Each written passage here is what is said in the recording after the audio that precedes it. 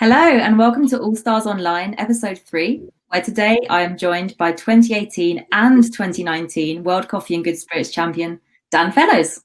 How's it going, Dan? Hello, how's it going? Good to see you. How's everything where you are? Not as sunny, but good. Yeah, nice to be by the seaside. Totally. Yeah. So. All right. Well, I'm so good to be chatting to you today. It's going to be a real fun one. Yeah, the video is classic. We've got a lot of fun stuff to show everybody who's watching today. Yeah, it's going to be good. All right. So I'm just going to do a quick shout out to our sponsors. All Stars Online is made possible by season sponsor Alpro and supported by Victoria Arduino, Scotsman Ice and Ernex. Thank you for your support. As we of course all know, particularly because we're watching the All-Stars, that the WC All-Stars are really from all over the world and represent a really diverse range of communities and voices. So we're now going to move over to a video where we hear from a few of them.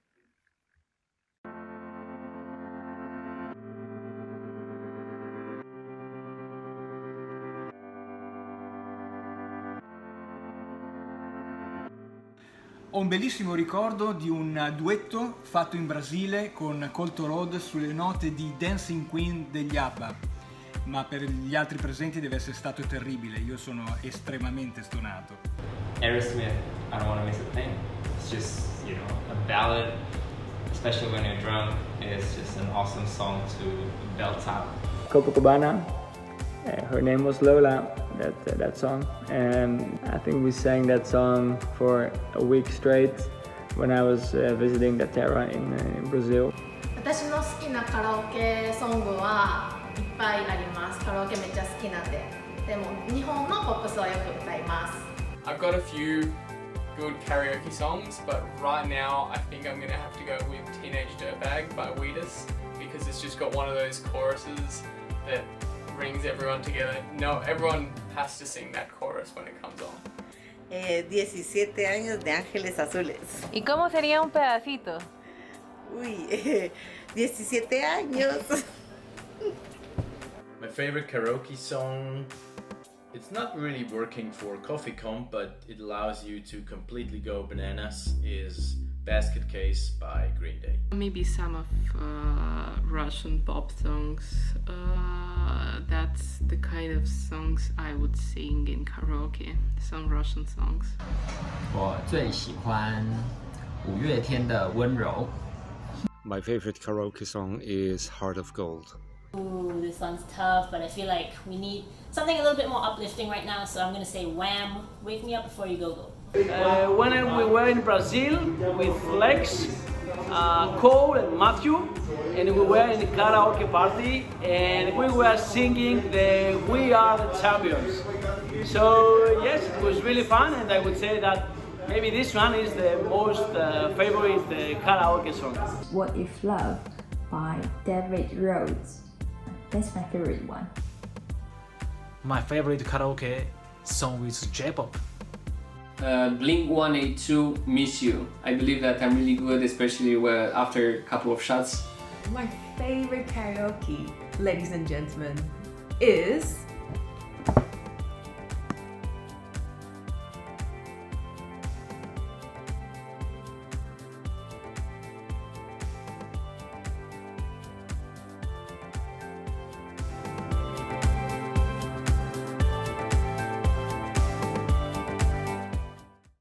I think the best part about watching those is that you see people's minds go back to clearly doing some karaoke at a World Coffee event. Like they've all done those songs together at some international event, and like they just go straight to it. They're just reliving it. I think we should take a note of like boxing or wrestling, but can have entrance music before take the edge off. Well, I haven't had the luxury of seeing you perform any songs live. But what is your karaoke song going to be for when we can all be singing together at the next World Coffee event? Bohemian Rhapsody. It's the greatest karaoke song of all time. Of course. I can't believe no one said that. No. I think it's a real crowd pleaser. And actually, it's a good point because we had some real ballads in the mix from everybody, all the competitors, right? So you've got also different styles of karaoke. You've got people who bring everybody in. So you're clearly like, you want to be singing with everyone. There are people who are like, this is my moment to be the person who stars in your eyes kind of thing? No, I'm a kind of living on a prayer kind of a guy. Also, yeah, there you go. That's right. So moving on, we're going to look at a Dan Fellows specific video. We're going to be looking at your signature beverage. Yes. So would you like to introduce it? I would. So this is a drink called Kayashiki. This was one of the drinks I served in Brazil in the 2018 World Championships. And the idea behind the drink, which I'm going to explain anyway, is that it's a Japanese old-fashioned, which is what Kayashiki means, old-fashioned in Japanese, and it uses all Japanese ingredients. So I think there's a little guest in the video as well, who we'll see in a second. Okay. And if you don't have all the ingredients, you can substitute in your favorite whiskey, your favorite liqueurs, some kind of citrus as well. So don't be too put off by the fact that the ingredients are quite specific. This kind of template can be adapted to all sorts of different flavors and coffees and whatever you want. So give it a go.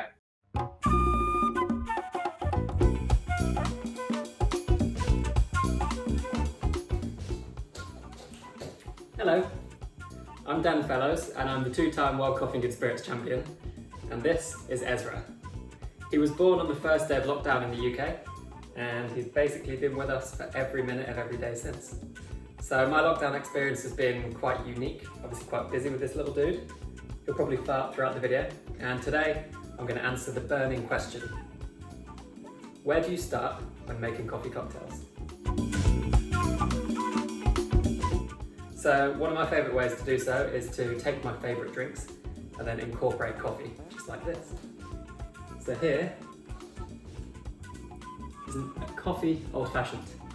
What do you reckon, Izzy? You impressed? And this is basically a classic cocktail incorporating coffee. Cheers. So what I've done is I've subbed out the bitters and I've incorporated coffee liqueur instead. So I've got whiskey, coffee liqueur, a little bit of cherry syrup in there, just a tiny amount just to balance out the coffee. And that's a really simple way of starting when making coffee cocktails. All right, little dude? Yeah, you're fine.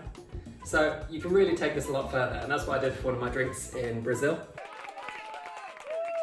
So in Brazil, I served a drink called a Kayashiki, and this was essentially a twist on an old-fashioned cocktail using all Japanese ingredients. So I'm going to recreate it today for you, one-handed, so we'll see how this goes. At the core of the drink, as I say, is an old-fashioned, so you need a good whiskey. So the whiskey I served in Brazil was Suntory Hibiki 12, but this has been discontinued, so we're going to use Cheetah today. I'm going to be adding this. So this is quite a mild whiskey, quite delicate, a little bit vanilla-y, a little bit of plum in there. And this works really well. The Hibiki 12 is aged in plum wine barrels. And this is the same plum wine called Umpaul. So this adds amazing sweetness. And what I'm doing, I'm taking the old-fashioned template and incorporating ingredients and flavours that I love. Next up, this is limoncello, but on the day I used yuzu shu. So I'm going to add this now. This brings acidity.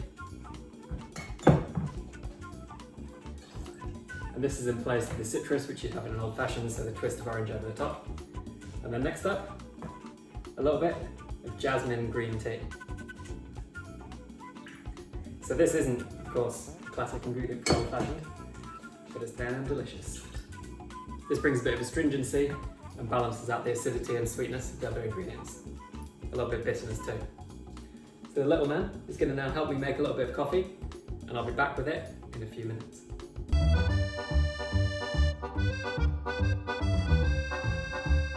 We're back.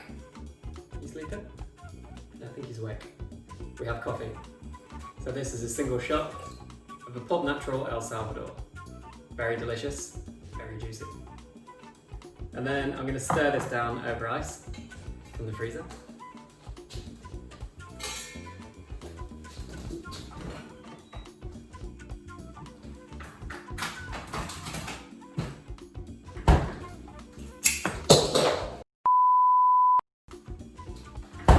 Oh my god. Like so. And then, see how we go now. The world's greatest bar spoon. Let's see if we can do this.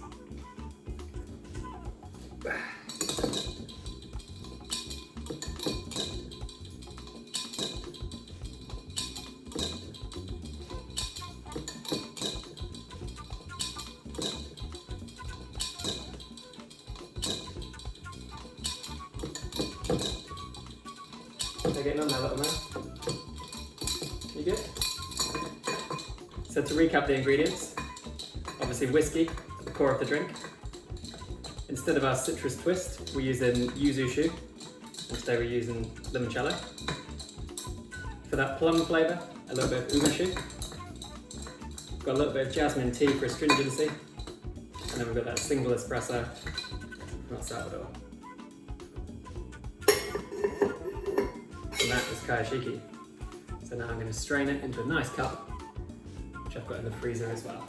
So a little Japanese teacup from my hometown. And I'm going to pour this across. And we'll see if the baby starts crying, nose drops his tummy. What do you reckon, Izzy? Look good? Look nice? So there we have a twist on a coffee old-fashioned called Kayashiki. Hope you like it and enjoy. You go, little dude. Do you want some? No. Yum. Oh, I just did a massive poo. Stay safe. Have a good day. And I'm going to go change his nappy. Goodbye.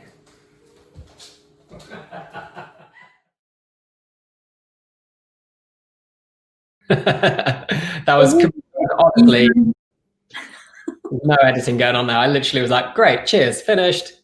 You had the decency to wait until you were done, right? Oh man, I even said at the start he'll probably fart all the way through this, and the very last second, just like that. Not cool. Not cool. I'm used to it now though. Although it took kind of like the focus away from the video, the drink was delicious. Yeah, the drink's nice. It's based on an old fashioned, which I love, like really kind of complex with yuzu kind of citrus flavors, the plum liqueur, which I would recommend trying on its own as well, because it's very good. But yeah, that was challenging to make a drink one-handed the whole way through, I must admit. Yeah, you nailed it. Really good holding and stirring skills. Yeah, a bit of camera work, bit of editing. No, it's fun though. Yeah, the edit was great. It's ridiculous. All right, so if anybody is wanting to make the drink at home, don't forget that the handouts are ready to download for you. So as Dan said before the video, just because you see something that maybe you don't have, a lot of these elements can be switched out for things you might have at home. So don't be scared. Download and get making. Probably not Ezra. Don't switch Ezra out. You can't have him. Yeah, no, that's true. Do it with your own babies. Find your own babies. Yeah. All right. Well, let's move on to our Q&A live section now. So for everybody who's been adding the questions for us to ask Dan, thank you so much. So Dan, do you want to have a look through the list and see which ones you'd like to answer? Yeah, let's we'll start at the top, shall we? What's your best advice for volunteers and coffee comps? Yeah, so volunteering is so good. I think volunteers are probably the most underrated and underappreciated people in the whole competition scene. My advice would be to competitors before it's to volunteers, which is appreciate the volunteers, because these people give up their time, they give up, their expertise to help out and make us as competitors be able to do what we do. So I think we need to appreciate them and give them a lot of love. So that would be the first thing. For the volunteers themselves, with timing, make sure you talk to people and competitors that you want to speak to. Don't interrupt in the practice time if you can avoid it, because competitors won't be keen for a chat. But once they've competed, they're always keen to talk to you, or should be. So yeah, probably once people have finished the high stress thing that they're doing, just talk to us. No one is better than anyone else. We're all just people who like coffee and booze, whatever. So just have chats and don't be afraid to speak to each other. And competitors should talk to them as well, I think. I couldn't agree more. That's great advice. Competing isn't for everyone, so it's lovely that people can get involved in a different way. But it's also a good way to learn as a competitor. If you want to compete but don't quite feel ready or quite understand what happens backstage or on stage, just take it all in. Get as involved in as many comps as you can and try and soak up the atmosphere, because you don't see the backstage area. And actually there's so much to know in order to succeed. And I think I spent, 7 years competing before I won the World Championship in Brazil. And that was as much practicing the backstage stuff and things that happen before stage as it was practicing what happens on stage. Yeah. So learn the full kind of circle of competition if you can. Well, that question was from Evangelos, so thank you very much for your question. Shall we move on to number 2 on the list from Sanjay? Yeah, so thank you, Sanjay, for the question. So what's your home setup for a brew? When you do competitions for such a long time, you end up accumulating a lot of random stuff. I literally we've just moved house and I was unpacking a box the other day, I think it was labeled niche bar stuff 2. So like you get a lot of random things in your possession. As a result, I've got a lot of different ways of making coffee at home, which is quite cool. I have an espresso setup. I have a big fan of a clever dripper. I think that's a really good way to brew coffee. I'm fortunate to have a nice EK43 grinder, which is a kind of competition prize, I guess.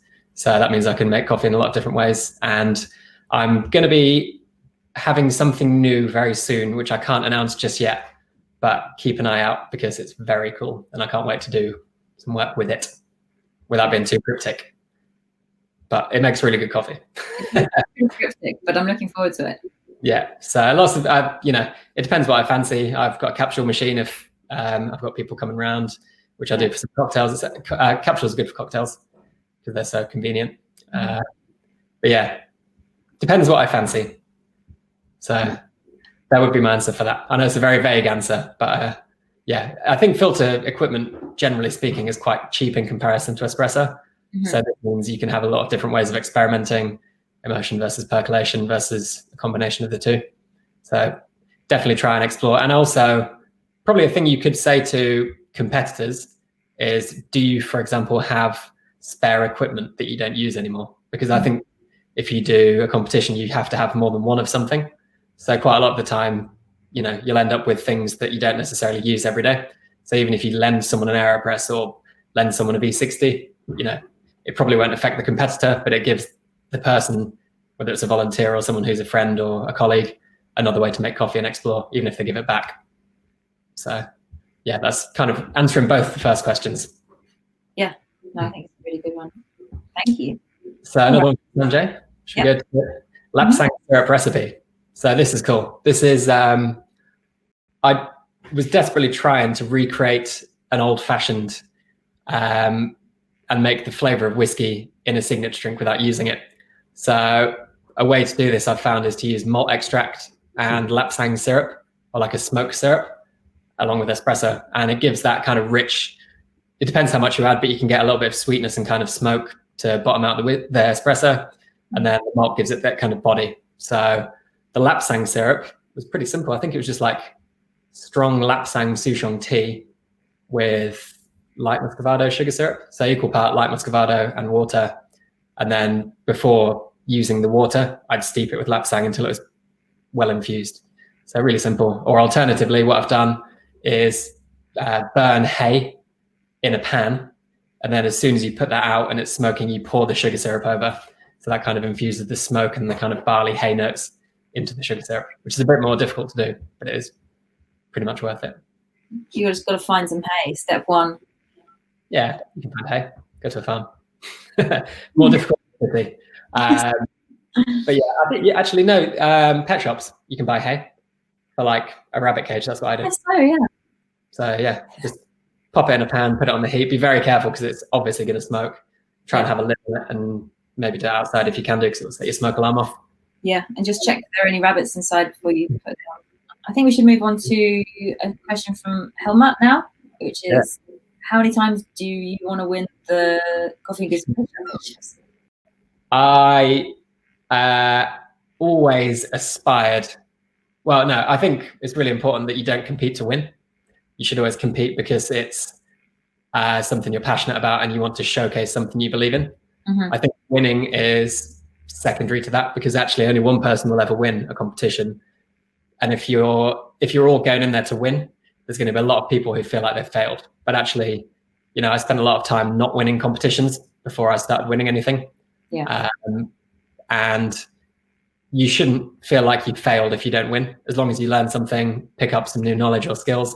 So it's really important that you don't kind of focus on winning too much. But that being said, it's nice. It's a great feeling to get kind of people say they enjoyed what you did. the 2 championship thing was a little bit of a timing thing as much as it was like, I want to go and do this again. Mm-hmm. Because we had 2 national championships before the Worlds, 2 UK championships before the World Championships had happened. So I'd actually qualified for 2. But I did want to go to Berlin, not to win and retain a crown necessarily, but because I'd spent 2.5 years developing the concept of the routine with a lot of people, and I really wanted to just showcase that. So it was fortunate that people enjoyed it, but most importantly, I just wanted to present the hard work we put in rather than waste all that time and effort. Yeah, totally. Although a lot of people are like, repeat, which I'm not going to do. Repeat. Yeah, that's the thing. I'm content, I think, with 2. Yeah. I don't know if I can put myself through that again. Yeah, maybe for stress levels alone. Yeah, I love it. I don't feel like it's like a burden doing competitions because I really enjoy it and it's kind of my hobby and my interests. However, if you want to really do the very best you can, it's hard work. Mm-hmm. Yeah. We just had a question come in which I think is related to this. I think we've got time for a fair few. So the question is from guest 435. I'm sorry if you haven't had a chance to write your name yet. The question is, do you now coach people instead? So what do you do in the interim? Yes, I've done a few things. I was offering like coaching to people all across the world, which is a big part of my I work for myself now, so that's a big thing I can offer and I really enjoy. So I can do that digitally now, although I appreciate it's difficult to kind of talk flavor and taste when you don't have the same drink in front of you. So that's something I do quite frequently now, although the competitions are somewhat on hold. I do a lot in person as well. And also a while back, one of the most rewarding things I've ever done is to offer people like a half an hour phone call just to see how they're doing. It was so funny. I didn't really speak for any of the phone calls. They'd just say, look, I'm thinking about doing this.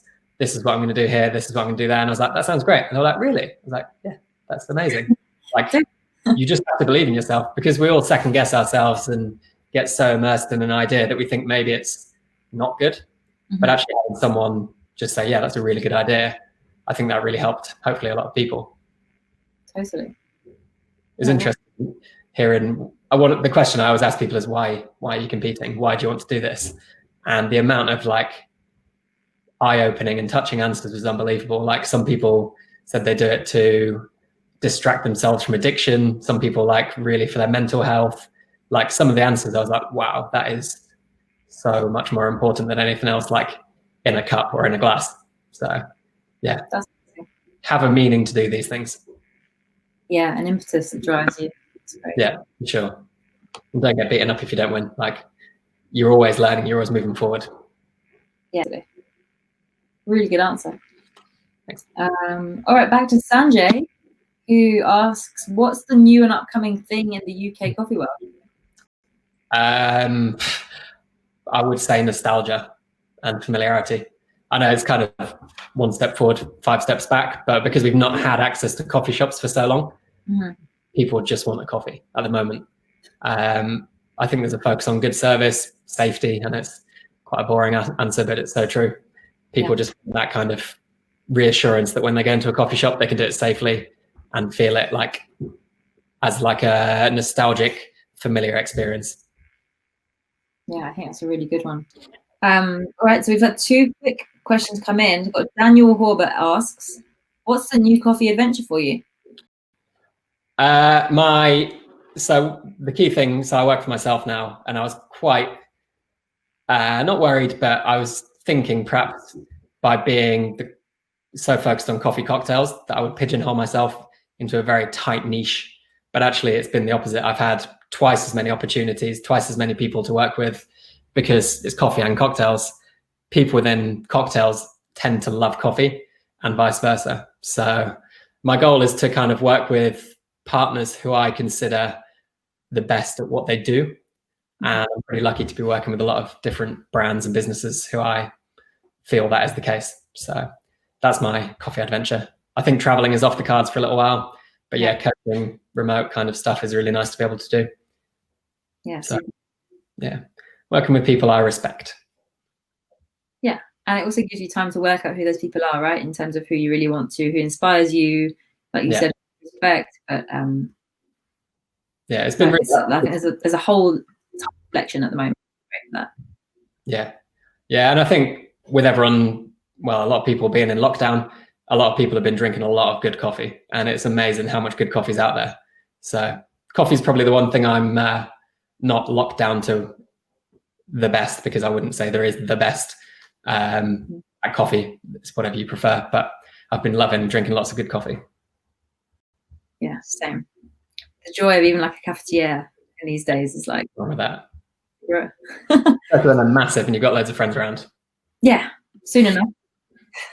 Love it. Cool. All right, so we've got one more from Sanjay. Have you ever used cascara in any drinks? Yeah, loads. It's one of my favorite ingredients. I love cascara as a drink in itself. I love it as an ingredient. One of the cool things I did for Berlin, I was working with Carlos and Patricia Poller for a new kind of processing method, frozen natural. And Carlos said when he opened the freezer of coffee cherries, the like steam and aroma that came out, well, not steam, but the yeah, it's not steam, but vapor, that's what I'm looking for, had like the most incredible coffee cherry fruit flavors and aromas. So I used cascara to pour that over dry ice, and that gave that kind of same sort of vapor and aroma coming off the drink. So that's a really nice thing to do. But as an ingredient as well, again, steep it in a syrup, steep it in a spirit, whatever you do, it's delicious. Fantastic. All right, so we've got questions coming in still. So Lem asks, hi Lem, what or who inspired you to compete? Wanting to be as good at what I do as possible and to learn as much as I can. I think, like I said earlier, you shouldn't compete to win. But when I first started, I really didn't know much about coffee and cocktails as much as I was passionate about them. And I'd read books. But the process of competing fast tracks everything. Like I learned more in 3 months than I did in 3 years beforehand. So that's kind of why I did it. Who would have been everyone I'd watched. I was just blown away by the fact that people go on stage and do this. And I was just like, I want to try that. Like, if it goes well, it goes well. If it doesn't, it doesn't. But at least I can say I've given it a try. So that was, and as soon as I started, it's quite an addictive thing.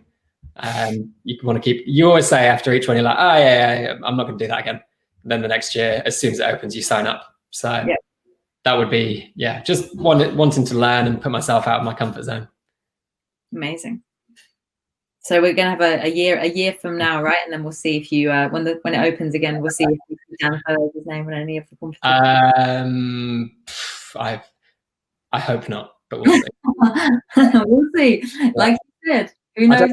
I feel quite content with Coffee and Good Spirits. I feel like when I came off stage in Berlin, that's the first time I've ever felt completely content and happy that everything went to plan. So amazing. I'm content. All right. And so we're going to go to our last question. This is from Thomas, sorry. And the question is, have you ever been to Origin? Considering you've done so much work with the frozen natural and things like that, have you actually been to be able to visit in your career so far? I actually haven't. So I've been to Brazil, but never to a coffee farm. I've got a long list of places and people I'm going to visit. I think now I've stopped competing. It's ironic. Competing probably stopped me having the time to do these things. And also I've always worked in wholesale rather than green sourcing up until now. So now that I've got a little bit of flexibility and freedom and hopefully the ability to travel soon, I've got a lot of people to come and see. I've got to make up for lost time on that. That's true. World tour. I know, yeah, exactly. Amazing. Yeah. But there's lots of amazing inspirational producers who I know well and I've met in person a number of times, but they've always been where I am as opposed to me going to them. So yeah, time for me to make some effort and travel the world and do some cool things in new places. That sounds really cool. And Ezra will be there with a fully stamped passport by the age of 2. I imagine so, yeah. Probably. Yeah, it'd be good for him to see the world as well. I've been fortunate to see a load of cool places, but I've been more focused on kind of traveling to Asia to do my events, and it's time to go to the kind of heart of coffee where it comes from. Yeah, amazing. Awesome. Well, that wraps up all of our questions from the community. So I think they were amazing questions, Dan. What do you think? Very good. Yeah, thank you for putting them in. thank you for everyone who's watched along as well. I really appreciate it. Yeah, it's been great. Awesome. So thank you everyone for joining us and participating. Just as an update as well, we have episode 1 ready for you all now to view on the WCC YouTube account. That first episode features Mikhail Jessin, a WBC finalist from Indonesia. So I really recommend that you give it a watch. And just before we continue on, I will give a quick shout out to our sponsors. All Stars Online is made possible by season sponsor Alpro and supported by Victoria Arduino, Scotsman Ice and Ernex. Thank you for your support.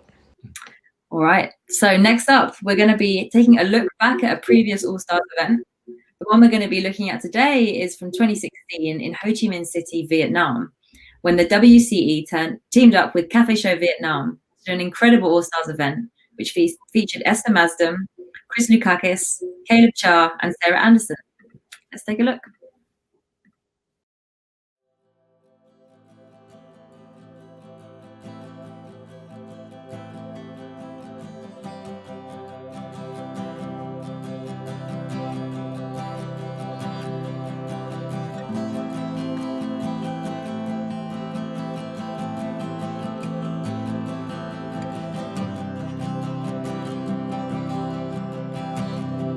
One of the things I love about the All-Stars competition is that it puts people who are so highly skilled at what they do with people who've maybe never made coffee before or are just learning or don't have a teacher themselves.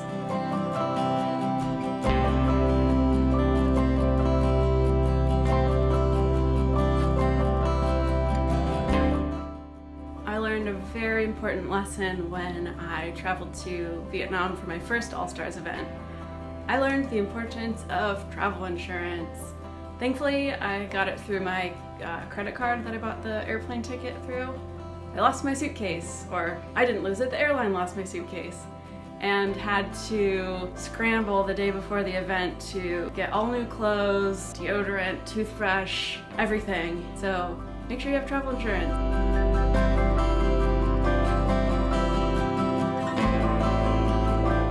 Crazy to see how, what a wide range of skills and craft there are throughout the industry, like tamping and steaming milk and honestly everything. We get so into this bubble here that I can only see the world sometimes in my own light, and it's a good reminder that there's no one right way to do coffee or to do espresso or to pour latte art. And it's great to see a bunch of different perspectives because that helps me learn and grow and expand my knowledge too.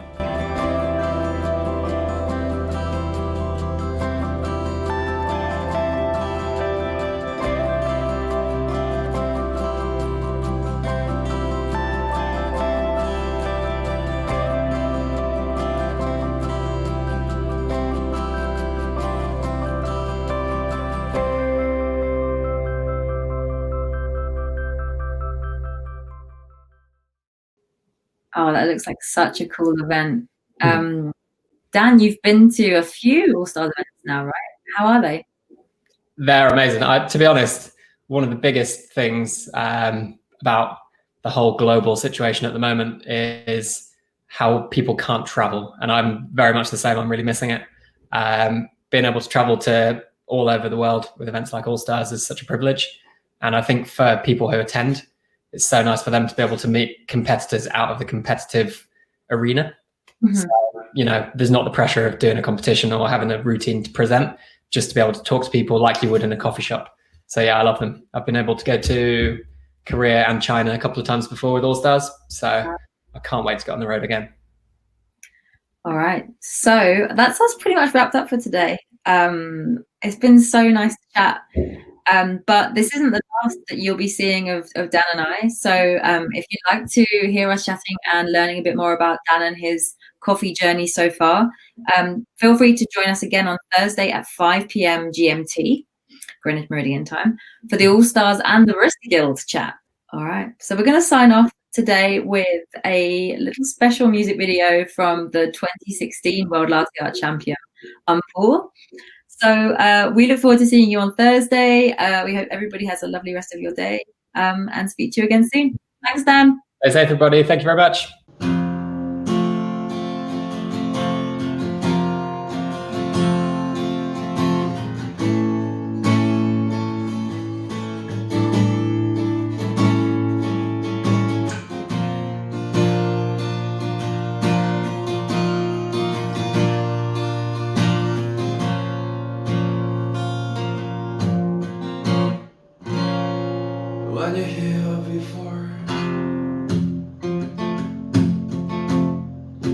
look you in the eyes.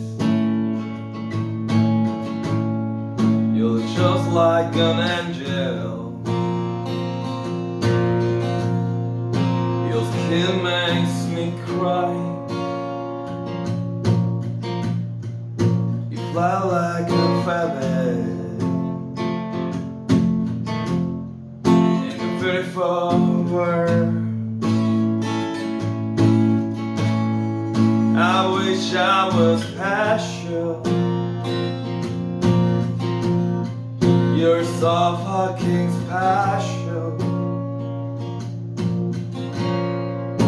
But I'm a creep. But I'm a weirdo. What the hell am I doing? I don't belong here. All Stars Online is made possible by season sponsor Alpro and supported by Victoria Arduino, Scotsman Ice and Ernex. Thank you for your support.